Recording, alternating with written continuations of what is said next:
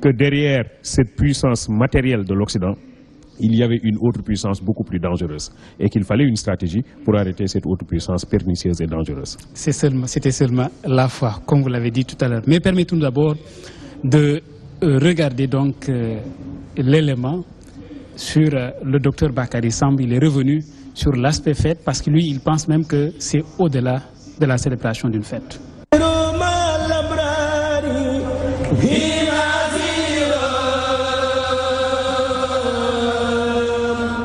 Le Magal, c'est cela aussi. Mais au-delà d'une fête, je pense que c'est une grande opportunité qui marque notre histoire et qui doit nous pousser à une réflexion sur nous-mêmes. C'est sûr, la célébration, elle est importante, recommandée par Cheikh Ahmadou Bamba lui-même pour rendre grâce à son Seigneur. Et c'est sûr qu'aujourd'hui, c'est une fête nationale. Et je dirais que c'est une fête pour l'Afrique. Sur deux points essentiels. Un, une victoire d'une résistance passive et pacifique sur le colonialisme et la volonté de domination. Deux, c'est une victoire au Cheikh Ahmadou Bamba lui-même, l'exposition de ce que l'homme noir a apporté à la civilisation de l'islam et de très belle manière, c'est-à-dire construit sur la science, la piété et une affirmation de soi. Et vous savez, l'un des aspects les plus fascinants du mouridisme, c'est en fait cette incarnation parfaite des vertus cardinales de l'islam. En tant que rénovateur, en tant que, comme il a dit, c'est-à-dire que quelqu'un qui est venu renouveler le sentier du prophète de l'islam, paix et salut sur lui, mais aussi cette manière de rester nous-mêmes, certainement musulmans, mais africains sûrement.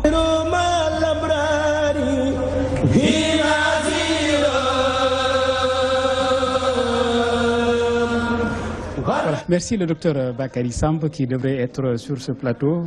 Docteur Djibi Diakhaté, vous avez entendu les propos du docteur Bakary Samb et ça va nous ramener également à l'universalité de la mission de Cheikh Ahmadou Bamba. Est-ce qu'on peut considérer ce Magal étant une célébration sénégalaise? Je pense que Cheikh Ahmadou Bamba, qui dit qu'il n'a pas créé une voie, sinon appelée communément Tariqa, je pense que sa mission dépasse même le Sénégal, ça dépasse l'Afrique, ça dépasse même le monde noir. Je suis d'accord avec tout ce que le docteur Bakary Samb a dit dans cet élément. C'est l'occasion aussi de le saluer. Je voudrais simplement insister rapidement sur deux dates. La première date, c'est 1945. La seconde date, c'est 1989. 1945, c'est la fin de la Deuxième Guerre mondiale. Parmi les grandes conférences qui se sont tenues après 1945, pour faire en sorte qu'une pareille catastrophe ne se reproduise dans l'avenir, il y a eu la conférence de Yalta, qui conduit à une sorte de bipolarisation de l'univers, avec un bloc de l'Est piloté par l'Union soviétique, qui avait sa structure militaire que l'on appelait le pacte de Varsovie. De l'autre côté, vous avez le bloc de l'Ouest qui était piloté par les États-Unis, avec son bloc militaire que l'on appelait l'OTAN, l'Organisation du traité de l'Atlantique Nord. Ces deux blocs se regardaient en chien de faïence. On a parlé de guerre froide entre ces deux blocs. Le modèle de l'Est, piloté par l'Union soviétique, mettait l'accent sur l'idée qu'il faut se débarrasser de la religion. Que la religion, les marxistes l'avaient théorisé depuis longtemps, que la religion constitue un problème et accroît les inégalités entre les plus riches et les plus pauvres. Le modèle capitaliste met l'accent sur le capital, met l'accent sur l'initiative privée et a tendance à remettre au second plan tout ce qui est solidarité sociale, tout ce qui est assistance sociale, tout ce qui est politique sociale. Alors ces deux modèles-là, en 1989, se sont rencontrés quelque part lorsque Gorbatchev est arrivé au pouvoir en Union soviétique et a commencé à dérouler la perestroïka et la glasnost. Il rejoint progressivement le camp de l'Ouest, qui fait que quelque part, quelqu'un comme Samuel Huntington considère que le modèle libéral et capitaliste a remporté la guerre. Et donc, jusqu'à ce jour, nous avons l'impression que nous sommes dans un monde piloté par un modèle libéral et un modèle capitaliste. Qui conduit le monde à quoi? Qui conduit le monde à une sorte de délitement généralisé des valeurs, à une sorte de défritement des modèles. Nous sommes dans un univers marqué par un homme complètement tourmenté et désorienté. Alain Finkielkraut parlait de la défaite de la raison. L'homme croyait avec sa raison pouvoir régler tous ses problèmes.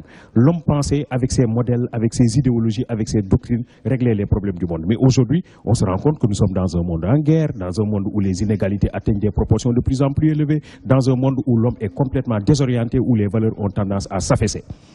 Alors dans ce contexte-là, quelqu'un qui s'appelle Philippe Couti, qui est un occidental comme tous les occidentaux, qui a eu la chance de venir au Sénégal, d'aller à Touba, a dit que la seule solution pour sauver le monde de cette situation de dégénérescence, c'est d'aller à Touba. C'est-à-dire, à partir de ce moment-là, l'enseignement de Cheikh Ahmadou Bamba est un enseignement pour sauver l'univers. Donc, d'aller à Touba, lui, c'est un Français. On vient également de nous démontrer que la mission de Cheikh Ahmadou Bamba dépasse l'Afrique, dépasse le monde noir. Cela veut dire que sa mission, elle est universelle. Oui. D'abord, dire un mot sur la fête. Il ne faudrait pas qu'on prenne en compte un caractère festif. Il s'agit d'une fête pour rendre grâce à Allah. C'est important. Sant Borombi. Donc, c'est important qu'on comprenne qu'il s'agit une fois de plus de magnifier l'unicité de Dieu et de rendre grâce à Allah. L'universalité, nous l'avons comprise très tôt. Quand nous avons créé le Dara des étudiants mourides, le Daïra des étudiants mourides en 1976, nous disions que nous n'avions pas besoin de Karl Marx, nous n'avions pas besoin de Lénine, nous n'avions pas besoin de Mao, ni de Hegels. On trouvait en Serigne Touba les armes qui nous permettent de triompher dans la vie. Je vais vous les démontrer facilement. D'abord, parlant de piété, Serigne Touba, son adhésion à son créateur est un modèle et pouvait concerner tous les musulmans du monde et tous les croyants du monde. À la semaine culturelle qui avait été organisée, un professeur de l'Institut Al-Azhar du Caire disait qu'il est ébloui par la proximité que Serigne Touba entretient avec son créateur et le prophète Mohammed sallallahu alayhi wa sallam. Il disait qu'il a été, quand il a lu quelque part Serigne Touba dire Dalani Allahu ala Muhammadi wa hadani Muhammadi li samadi. Cette proximité, il ne l'a retrouvée chez aucun soufi. Première chose, quand on parle de piété. Deuxième chose, par rapport à nous les Noirs, la négritude a commencé bien avant Senghor. Serigne Touba l'a préconisé. Et rappelez-vous quand il disait dans ses écrits, l'homme noir ainsi que l'homme blanc ne peuvent apporter du bien ou du mal qu'avec la permission divine. Il les mettait sur un pied d'égalité. Et nous étions à ce moment-là colonisés, vivant dans le domaine de la culturation. J'avance encore pour parler de quelque chose que tout le monde partage, le culte du travail. Tout le monde disait et répétait que les soufis ont souvent le tort de vivre leur foi dans une forme contemplative. Ils ne se retournaient que vers le Créateur. Serigne Touba est le premier soufi qui a innové en disant « j'associe la foi au travail ». Parce que le travail est libérateur. Le travail permet de restaurer la dignité humaine, mais surtout de la préserver. Ça, nous partageons donc ce que le travail avec tout le monde. Cela ne s'arrête pas là. Serigne Touba, quand on parle de la non-violence, on nous a parlé de Gandhi. On ne trouvera pas un non-violent aussi affirmé que Serigne Touba. Rappelez-vous son passage à Louga, quand les gens ont voulu se soulever contre le colonialisme. Il a su que les gens n'avaient pas les moyens. Ils avaient des bâtons, ils allaient se faire massacrer. Il leur a dit non. Je vous demande de rester dans votre coin. Inch'Allah, j'irai à l'exil pour rendre grâce à Allah et je reviendrai. Nous partagerons les bienfaits donc de cet exil. Jamais Serigne Touba n'a levé une armée alors qu'il en avait les moyens. C'est écrit, je pense que c'est Paul Marty ou je ne sais qui disait, non, c'est dans un rapport des archives nationales que cet homme avait les moyens de soulever une armée. Mais il est habité par le culte de non-violence. Il ne voudrait jamais que son prochain puisse vivre les affres d'une guerre. Donc je peux continuer encore. Je terminerai simplement par l'humanisme qui est chez Serigne Touba. Dans beaucoup de ses écrits, il ne s'arrête pas seulement aux musulmans, à ceux avec qui nous partageons donc la foi, mais il parle de l'homme et il se fait l'avocat de l'homme en se tournant vers son créateur pour que l'humanité puisse être sauvée par rapport au fléau qui existent dans ce monde. Voilà à peu près. Donc l'universel, c'est ça qui nous a permis de ne pas retrouver de refuge auprès ni d'Hegel, ni de Karl Marx. À l'université, le premier daïra qui est né, c'est le daïra des étudiants mourides. Serigne Touba a été le premier à être chanté dans l'enceinte du mouridisme. Je disais au professeur, c'était la première fois qu'on ose parler religion à l'université. Alors que beaucoup disaient que la religion était l'opium du peuple. L'opium du peuple. Et actuellement, l'université devient le temple même culturel et culturel de la religion. Oui. Voilà, docteur Djiby Diakhaté, par rapport à l'universalité de la mission de Cheikh Ahmadou Bamba. Oui, je crois que Maître Madi Kenya a suffisamment démontré que Cheikh Ahmadou Bamba avait un interlocuteur, c'est l'homme. Donc, son objectif, c'est l'homme. C'est comment faire pour que l'homme soit un être accompli, que l'homme soit un être achevé. Et à partir de ce moment-là, on règle tous les problèmes de la société. Donc, il ne s'agit pas de faire des routes, il ne s'agit pas de faire des ponts, etc. Il s'agit de fabriquer des êtres humains. Un être humain bien fabriqué est quelqu'un qui fait son travail convenablement. C'est pourquoi, en fait, en théorie des organisations, moi j'ai participé à un colloque international sur la question de l'éthique dans le milieu du travail. Et les gens nous parlaient de Taylor, les gens nous parlaient de Fayol, les gens nous parlaient de Max Weber. J'avais fait une contribution pour parler de éthique close et éthique ouverte chez Cheikh Ahmadou Bamba. Et j'ai montré en fait que la meilleure façon d'amener l'individu à considérer que le travail n'est pas un gagne-pain, mais un gagne-paradis, c'est de se référer aux enseignements de Cheikh Ahmadou Bamba. Chez Cheikh Ahmadou Bamba, le travail n'est pas un gagne-pain, c'est un gagne-paradis. On ne travaille pas parce qu'on gagne quelque chose. En fait, disons que c'est l'homme lui-même qui est formé sur la base de valeurs fortes.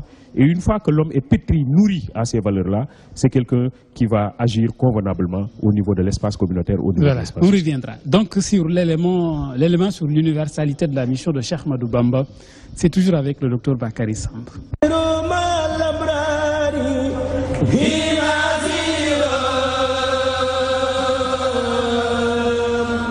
La mission de Cheikh Ahmadou Bamba, son message est un message universel. Est un message universel sur le plan même de son interprétation de l'islam, loin parfois de certaines formes de confrérisme, loin de certaines formes de sectarisme. Cheikh Ahmadou Bamba a simplement dit que je suis venu retracer, redéfinir cette voie menant vers Dieu qui était tracée par le prophète de l'islam.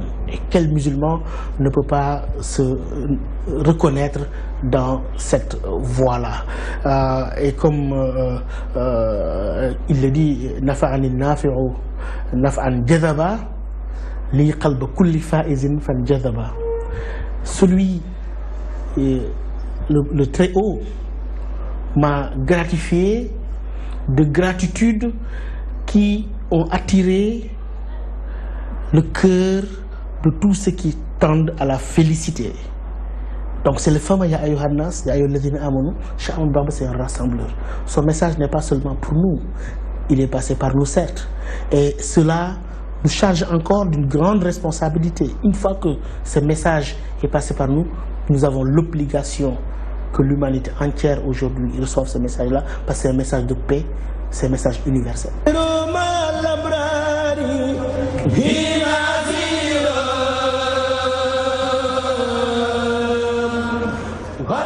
Voilà, le docteur Bakary Samba a terminé par dire c'est un message de paix, un message universel.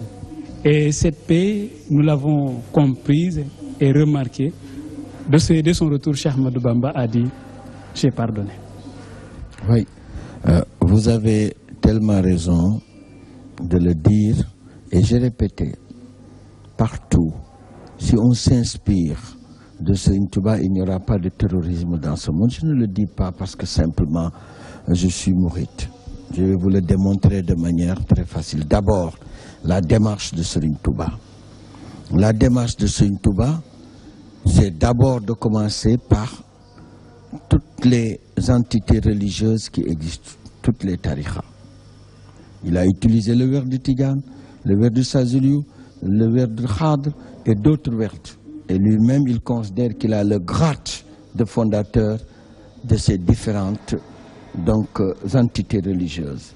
Et Serigne Touba, en mettant sur pied ce que le mouridisme est aujourd'hui, ce n'est pas Al-Mbakiyou, c'est le mouridisme. Il appelle à un vaste rassemblement, d'abord autour de quoi? Simplement de se battre pour servir le prophète Mohammed. Reviviez donc la sunna du prophète Mohammed sallallahu alayhi wa sallam. D'abord, c'est le premier pas pour dire que c'est un message d'unité. Aujourd'hui, on considère que le terrorisme tue beaucoup plus de musulmans que de non-musulmans. La fameuse bataille entre salafistes, anti-chiites, anti-sunnistes. Combien de musulmans sont tombés, même dans des mosquées, ce qui est horrible.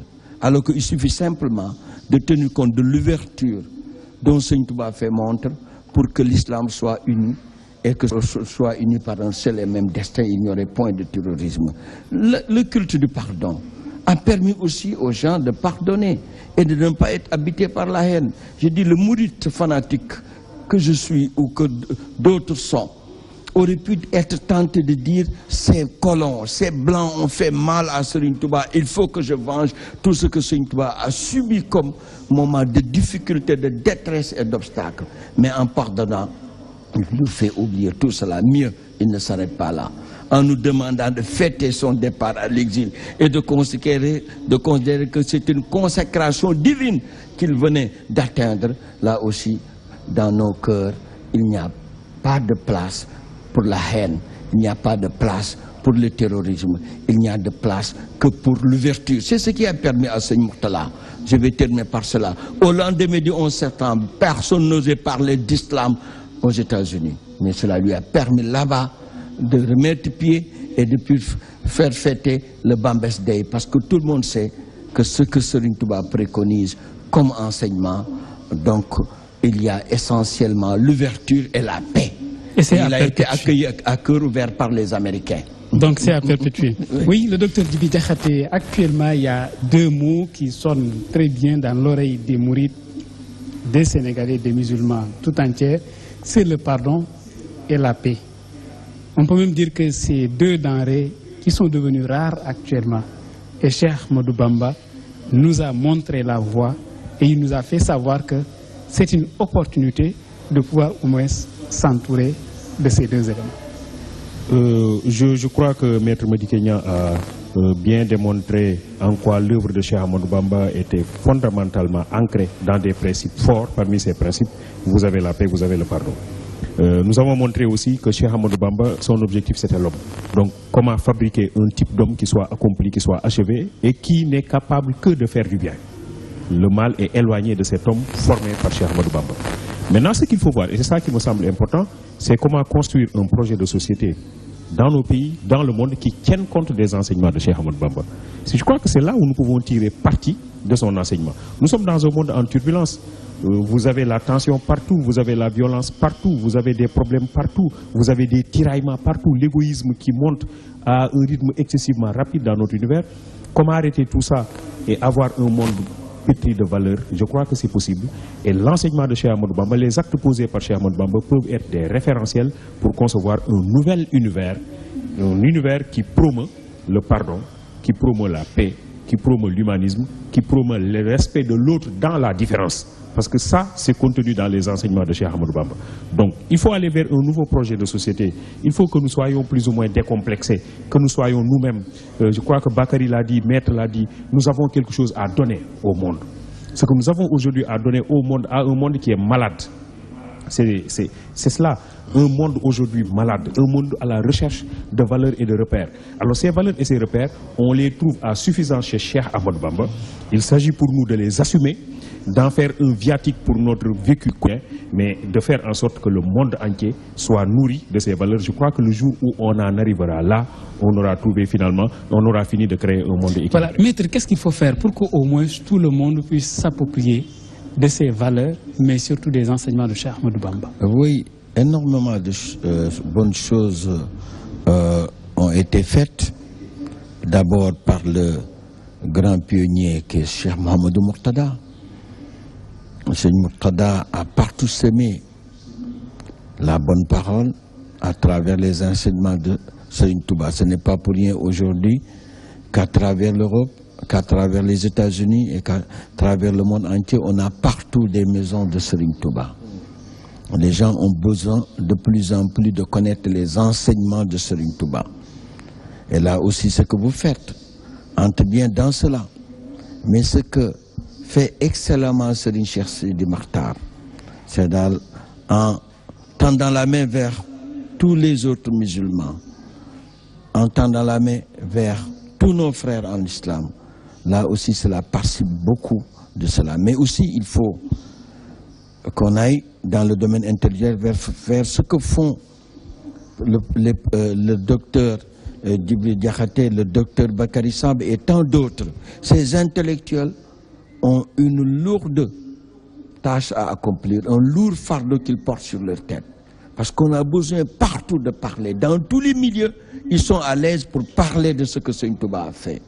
Ceux qui sont intéressés par la fierté, par l'homme de poids, seront ravis des enseignements de Serigne Touba. Mais ceux qui ne sont intéressés que par aujourd'hui le sort de l'humanité peuvent s'inspirer de ces piliers fondamentaux que sont la paix et le pardon pour construire un monde qui demain peut être un monde utile donc à tous ceux qui habitent. Et ce qu'il a dit tout à l'heure nous donne encore une bonne illustration que Serigne Touba peut être partout enseigné et tout le monde peut en tirer profit pour un monde meilleur. Le monde meilleur qu'il décrit, on le retrouve chez Serigne Touba. On le retrouve, un cœur dans lequel il n'y a pas de place pour la haine, un cœur dans lequel il n'y a pas de place pour l'exclusion d'autrui, un cœur dans lequel il n'y a de place que la piété, la foi, le pardon, la paix. C'est un cœur qui participe donc à l'éclosion d'un monde meilleur. Ce cœur, on le retrouve facilement chez tout talibé mouride. Voilà, c'est ce cœur-là qui va nous permettre maintenant de voir, sinon de parler de la résistance. Est-ce qu'on peut même dire que Cheikh Ahmadou Bamba était un résistant, sinon est un résistant pacifique, parce qu'il n'était pas là tout simplement pour dire que je veux ou je n'aime pas, mais il avait déjà proposé des solutions. Voyons ça avec le docteur Bakary Samb.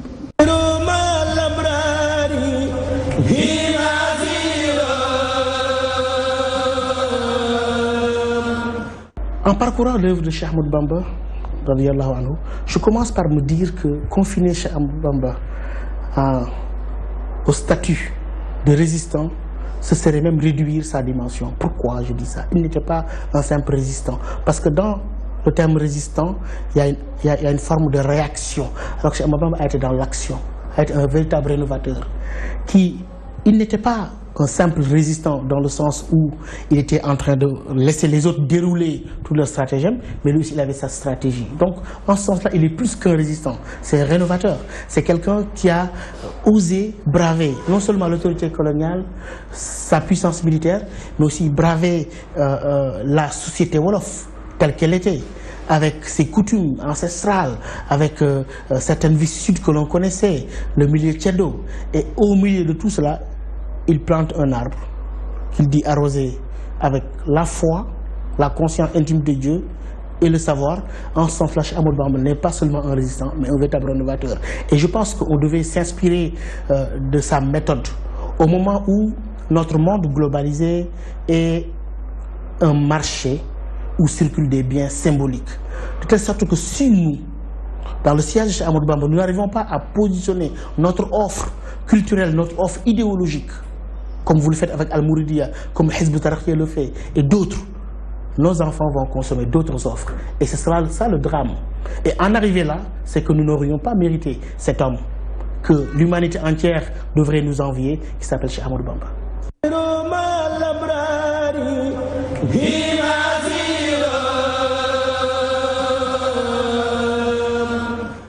Oui, Cheikh Ahmadou Bamba, c'est le sujet du jour, c'est le sujet de la semaine, c'est le sujet de l'année, mais c'est toujours le sujet du siècle. Docteur Djibril Diakhaté. Oui, dans cet élément, Cheikh Ahmadou Bamba considéré comme un résistant, moi je considère que le colonisateur aura été un résistant. Ce n'est pas Cheikh Ahmadou Bamba qui a résisté, c'est le colonisateur qui a résisté. En réalité, Cheikh Ahmadou Bamba était en train de faire ce qu'il avait à faire. Il était en train de montrer qu'il est convaincu et qu'il est attaché à des principes forts. Et cela gênait le colonisateur. C'est le colonisateur qui était gêné. Cheikh Ahmadou Bamba n'a aucunement été gêné. C'est quelqu'un qui continuait son activité. Et c'est quelqu'un qui, à travers les actes qu'il posait au quotidien, le docteur Samba a raison de le dire, offre un modèle aux Africains, offre un modèle au monde entier. Il faut s'attacher à des principes forts, il faut s'attacher à des principes intangibles. Et cela ne doit pas exclure l'action. Maître Madické l'a rappelé tout à l'heure, voilà quelqu'un qui est un soufi, tous les soufis sont d'accord là-dessus, mais le fait qu'il soit attaché à cet ascétisme-là n'a pas exclu l'action. J'ai dit, réfléchissons un peu. Aujourd'hui, le Sénégalais moyen, enfin beaucoup de Sénégalais rechignent à payer l'impôt. Et ce sont ces mêmes gens qui rechignent à payer l'impôt qui vont quand même donner le hadia. Voilà un projet dans lequel ils se retrouvent. Pourquoi? Parce qu'ils comprennent et partagent certainement ces principes. Parce qu'ils ont compris qu'en apportant ma contribution, je vais me retrouver dans un projet de société, dans un projet de monde, dans un projet d'être qui a été initié par Cheikh Ahmadou Bamba. Donc de ce point de vue-là, Cheikh Ahmadou Bamba est quelqu'un qui avait un projet et qui travaillait à réaliser ce projet. C'est le colonisateur qui s'est senti offusqué, qui lui a dit « Ce n'est pas en fait votre Dieu qui est le maître, mais c'est moi le maître ». Mais Cheikh Ahmadou Bamba dit, moi le seul maître dont je reconnais l'autorité, c'est Qul huwallahu ahad, Allahu samad, lam yalid wa lam yulad wa lam yakun lahu kufuwan ahad. Je ne reconnais pas toute autre chose. Donc Cheikh Ahmadou Bamba, au fond, n'est pas un résistant, c'est le colonisateur qui a été réduit à occuper la position de résistant. Voilà, le colonisateur qui était le résistant, mais celui-là également, actuellement, il a échoué. Oui, il a totalement échoué. Et vraiment, je partage tout ce que le docteur Djibril Diakhaté a dit tout à l'heure. C'est important que nous prenions en compte les objectifs du colonisateur. Au début, on a eu à considérer que Serigne Touba s'apprêtait à lancer une guerre sainte. Des perquisitions ont été organisées et finalement, il n'y avait point d'armes chez Serigne Touba. Mais ça n'a pas empêché le colonisateur de le convoquer à Saint-Louis, de le juger dans une parodie de justice et de procès et de le déporter. Pourquoi? Parce que simplement, il était gêné par ce que faisait Serigne Touba. Le colonisateur a voulu un homme soumis à ses croyances, soumis à son mode de vie, un homme qu'il pouvait aliéner. C'est comme ça qu'il pouvait le dominer.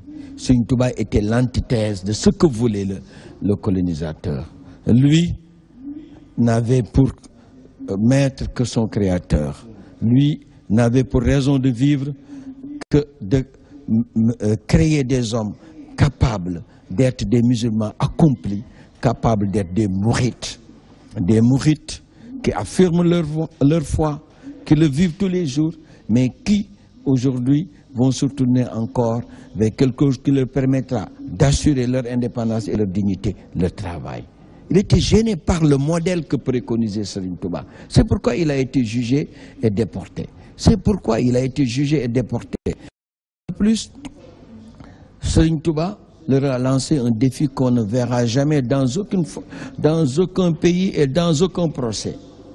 Serigne Touba était jugé parce qu'il ne reconnaissait pour maître que le Tout-Puissant.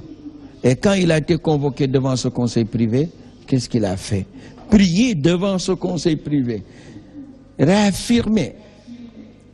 raffermir par un geste concret de dévotion à Dieu qu'il n'avait pour maître que son créateur, Allah le Tout-Puissant. Tout cela pour dire que Serigne Touba a dérangé l'ordre colonial. Voilà. C'est parce qu'il dérangeait l'ordre colonial que le colonisateur avait deux objectifs. Soit le faire disparaître physiquement, soit l'amener loin du pays pour qu'il soit dans l'oubli le plus profond possible. Malheureusement, son retour va consacrer un triomphe qui fera de sorte que Serigne Touba va être chanté partout, même chez le colonisateur. Quand il disait aux gens de Louga, ne prenez pas les armes, la bataille que je mène, je vais la triompher, ma victoire sera totale. Sama digganteeg tubaab bi walu dëgëj dana mokk rumbax te kenn du dégg kanang. Tey mokk na rumbax te kenn déggul kanang. Merci. Voilà, docteur Djibril Diakhaté, je pense qu'on est pratiquement vers la fin de l'émission.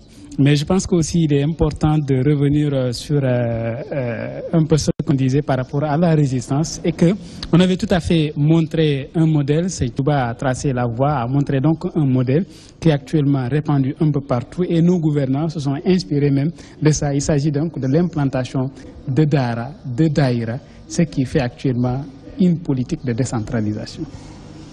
Cheikh Ahmadou Bamba est un modèle en matière de décentralisation.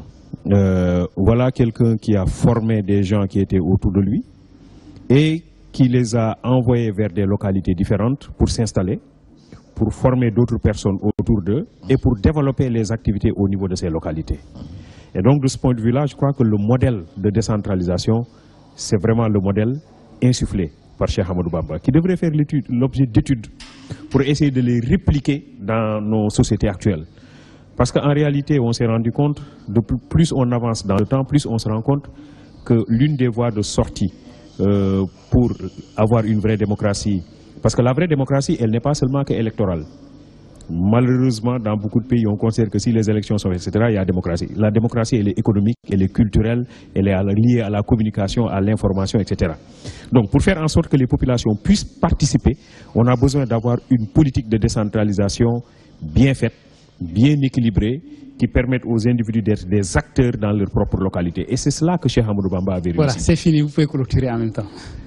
Alors, disons simplement que le Magal de Touba, encore une fois, c'est l'occasion de s'arrêter un instant, de réfléchir sur ce que nous avons fait jusque-là, de faire le point et de nous assurer que nous allons améliorer. Nous devons nous installer dans une dynamique d'amélioration continue parce qu'en se référant à Cheikh Ahmadou Bamba, je crois qu'on a tous les éléments réunis pour nous approcher de l'idéal au quotidien.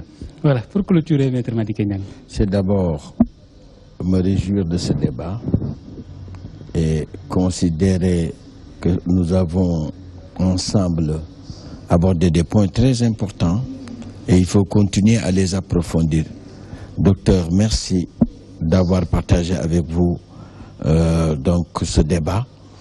Et tout à l'heure, quand j'ai entendu le docteur intervenir, j'ai dit Seydi Touba a réussi ce qu'aucun n'a pu faire jusqu'à maintenant. Certes, la décentralisation est un modèle, mais comment il a eu à l'effectuer? Vous savez, aujourd'hui, combien de fois parlons-nous de retour vers la terre? Lui, cette décentralisation a pris essence dans le milieu rural. Les gens quittent les villes, les gens quittent les coins les plus huppés pour aller vers lui. Et il les ramène vers la terre à certains. Donc un métier a pris, tout cela pour montrer qu'il a réussi. Là où aujourd'hui, beaucoup de gouvernements cherchent à accomplir de vrais succès. Nous avons aujourd'hui l'exode rural, nos campagnes sont vides. Aujourd'hui ici, donc nos gouvernements actuels parlent du développement de l'agriculture. Ils savent que c'est par le développement de l'agriculture, mais aussi par un développement du milieu rural qu'on arrivera à une véritable décentralisation. Et là, Seydi Touba l'a réussi. Une fois de plus, vous remercier pour ce débat, remercier le docteur Diakhaté et dire, en parlant de Seydi Touba, on est habité par cette grande fierté d'être mouride. Remercier le Tout-Puissant d'avoir fait de nous un mouride et que ce mouridisme soit accepté par Cheikh Ahmadou Bamba. Merci Maître Madické Niang qui est fervent talibé mouride, mais aussi ancien ministre des Affaires étrangères. Merci pour vraiment l'invitation et merci également pour la disponibilité. Merci aussi au docteur Djibi Diakhaté qui est sociologue, enseignant, chercheur. Vraiment merci pour la disponibilité. Merci à mes chers téléspectateurs. Cette émission, vous l'avez suivie sur Al Mouridia TV et la DTV, avec qui nous sommes en partenariat pour la couverture du Magal. C'est aussi un excellent moment en tout cas que nous avons passé avec vous. Merci pour vraiment tout ce qui a été fait durant les préparatifs du Grand Magal de Touba. Juste là, bon Magal à tous.